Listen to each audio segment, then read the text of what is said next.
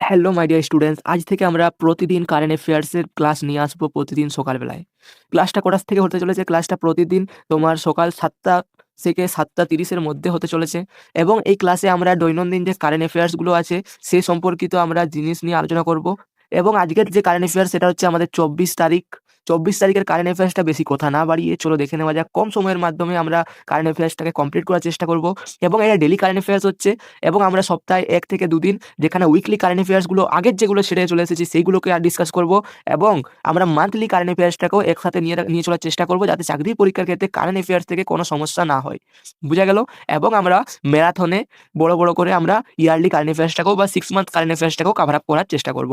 আজকের প্রথম প্রশ্ন দেখো, দেখতেই পাচ্ছ প্রশ্ন উত্তরের মাধ্যমে তোমাদের কারেন্ট অ্যাফেয়ার্সটা তুলে ধরেছি। যেখানে লিখা আছে দেখো 24শে ডিসেম্বর, আজকে 24 তারিখ, ভারতে কোন দিবস পালিত হয়? না জাতীয় ভোক্তা অধিকার দিবস। মানে কি? National consumer day. জাতীয় ভোক্তা অধিকার দিবস কত তারিখে? দেখো আমাদের এটা দিবসের যে ক্লাসটা করেছিলাম সেখানেও কিন্তু এই ডেটটা ছিল। জাতীয় ভোক্তা অধিকার দিবস বাংলায় বা ইংলিশে হচ্ছে ন্যাশনাল কনজিউমার ডে, 24শে ডিসেম্বর। এরপরে জাতীয় ভোক্তা অধিকার যে দিবসটা আছে বা ন্যাশনাল কনজিউমার ডে আছে, কেন পালন করা হয়? না ভোক্তাদের অধিকার বা সুরক্ষা সম্পর্কে সচেতনতা বাড়াতে। ভোক্তাদের অধিকার এবং সুরক্ষা সম্পর্কে সচেতনতা বাড়ানোর জন্য জাতীয় ভোক্তা দিবস বা ন্যাশনাল কনজিউমার ডে পালন করা হয় 24শে ডিসেম্বর। হলো। এরপর দেখো কোন আইনের স্মরণে এই দিবসটি পালন করা হয়? The consumer protection act. আমাদের ভারতবর্ষের একটা অ্যাক্ট আছে, কনজিউমার প্রোটেকশন অ্যাক্ট 1986। এই অ্যাক্টের অনুসারে আমাদের ভোক্তা দিবস 24শে ডিসেম্বর পালন করা হয়। ভোক্তা দিবস পালন করা হয়। Consumer protection act 1986।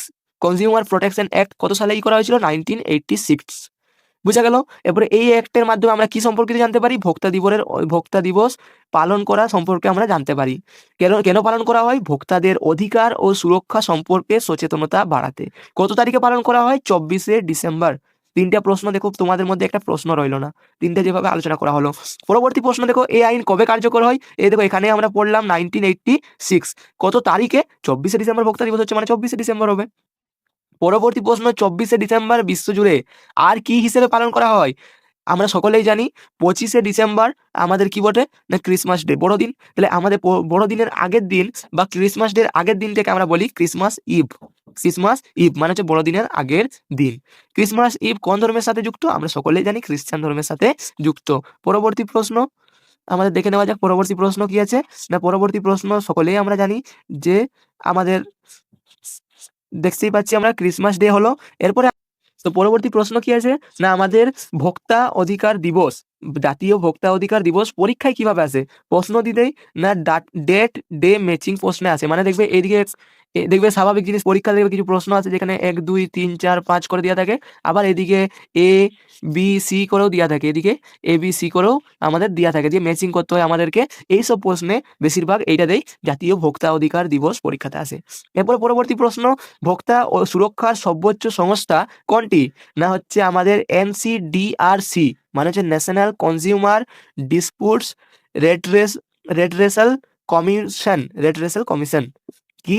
না আমাদের সংস্থাটির নাম, পুরো নাম হচ্ছে ন্যাশনাল কনজিউমার ডিসপুটস রেডরেসাল কমিশন, NCDRC।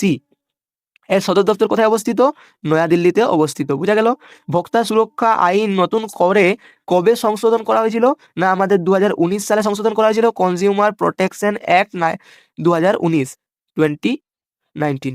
এরপরে ভোক্তা দিবস কোন বিষয়ের সঙ্গে সরাসরি যুক্ত? অধিকার, ন্যায় এবং সুরক্ষার সাথে। এরপরে পরবর্তী প্রশ্ন, ডিসেম্বর মাসে ভারতের সংসদের কোন অধিবেশন চলে?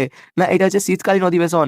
পরীক্ষা দেখবে অনেক সময় প্রশ্ন দেয় যে দুটো অধিবেশনের মধ্যে গ্যাপ কত বা একটা অধিবেশন কত সাল অবধি চলে, এই সম্পর্কিত প্রশ্ন পরীক্ষাতে অনেক সময় আসে। তাহলে আমাদের ডিসেম্বর মাসে কোন অধিবেশন চলে? শীতকালীন অধিবেশন। শীতকালীন অধিবেশন কোথায় হয়? আমরা স্বাভাবিক জিনিস, অধিবেশন মানে হচ্ছে আমাদের নয়াদিল্লি সংসদ ভবনে হবে। এরপরে হচ্ছে স্কুল অ্যাসেম্বলি 24শে ডিসেম্বর কি পালন করা হয়? জাতীয় ভোক্তা অধিকার দিবস এবং ক্রিসমাস ইভ দুটোই হয় অনেক সময়। আর 24শে ডিসেম্বর সবচেয়ে গুরুত্বপূর্ণ এক লাইনের তথ্য কি? না আমাদের জাতীয় ভোক্তা অধিকার দিবস।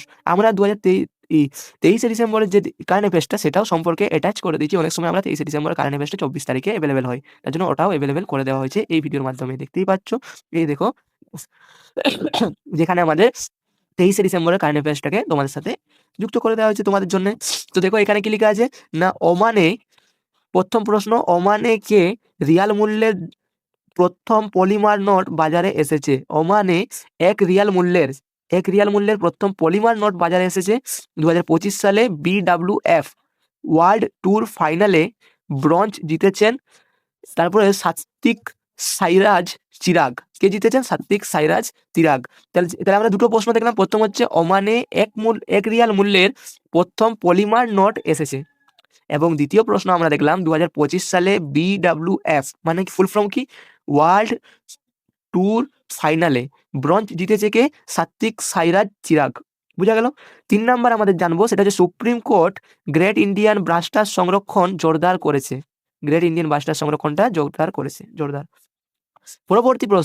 পরবর্তী ইনফরমেশন, সুপ্রিম কোর্ট অভিন্ন আরাবল্লীর সংজ্ঞা অনুমোদন করেছে এবং সুরক্ষা জোরদার করেছে। মানে এই যে আমরা সকলেই জানি, এই ব্যাপারটা সম্পর্কে অবগত আছি যে আরাবল্লী পর্বত ধ্বংসের সম্মুখীন আছে। তার মানে আরাবল্লীকে আমরা সংরক্ষণ করতে পারছি না। ব্যাপারটা সুপ্রিম কোর্টে যখন উঠে, তখন সুপ্রিম কোর্ট কি করেছে? সুরক্ষা জোরদার করেছে। এটা এই সম্পর্কিত। পরবর্তী ইনফরমেশন, চিল্লাই কালান কাশ্মীরের সবচেয়ে কঠিন শীতের পর্ব শুরু হয়েছে। এই আমাদের পর্বটা, সেটা হচ্ছে চিল্লাই কালান, এটা হচ্ছে কাশ্মীরের সবচেয়ে কঠিন শীতের পর্ব, এটা শুরু হয়েছে। বুঝা গেল? পরবর্তী ইনফরমেশন, ভারতীয় নৌবাহিনী ডুবোজাহাজ বিধ্বংসী যুদ্ধজাহাজ অঞ্জদীপ কমিশন করেছে। পরবর্তী, উন্নত যুদ্ধ ব্যবস্থা তৈরির জন্য ইন্ডিয়া অপটেল সাফরান চুক্তি স্বাক্ষরিত করেছে। পরবর্তী আমাদের ইনফরমেশন, 2025